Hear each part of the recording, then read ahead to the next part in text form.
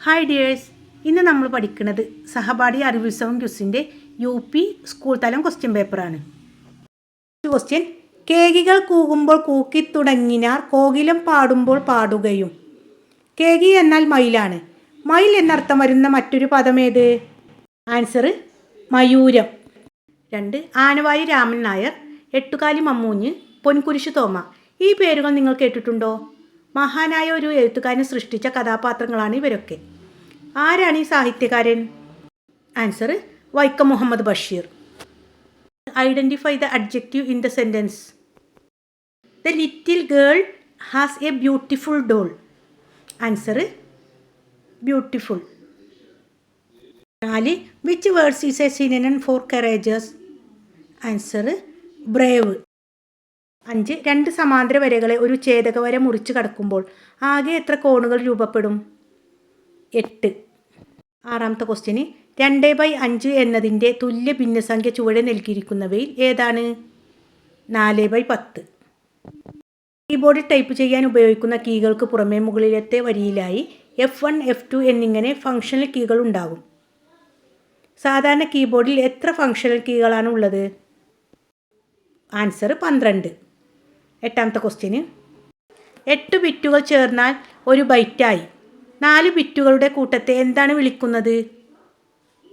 Simple. 9ാമത്തെ question: ലോക ലഹരി വിരുദ്ധ ദിനം എല്ലാ വർഷവും ജൂൺ 26-നാണ് ആചരിക്കുന്നത്. ദേശീയ ലഹരി വിരുദ്ധ ദിനം എന്നാണ്? Answer October 2. 10ാമത്തെ ക്വസ്റ്റ്യന്: കേരളത്തിൽ 44 നദികളിൽ 41 എണ്ണം പടിഞ്ഞാറോട്ട് ഒഴുകുന്നവയാണ്. ചുവടെ കൊടുത്തിട്ടുള്ള നദികളിൽ ഒന്ന് കിഴക്കോട്ട് ഒഴുകുന്നതാണ്. ഏതാണ് ആ നദി? ആൻസർ ഭവാനി. 1. ഇന്ത്യൻ സൂപ്പർ ലീഗിലെ ഏറ്റവും വലിയതും സജീവവുമായ ആരാധക ഗ്രൂപ്പുകളിൽ ഒന്നാണ് മഞ്ഞപ്പട.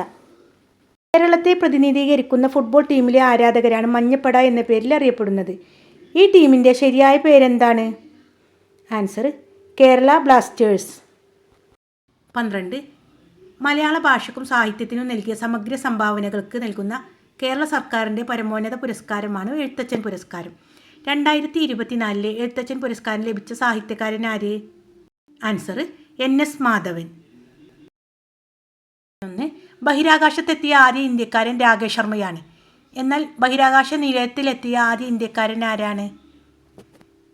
ശുഭാംശു ശുക്ല. 2. ലോകത്തിലെ ഏറ്റവും വലിയ സമുദ്രം പസഫിക്കാണ്. എങ്കിൽ ലോകത്തിലെ ഏറ്റവും വലിയ ദ്വീപ് ഏതാണ്? ഗ്രീൻലാൻഡ്.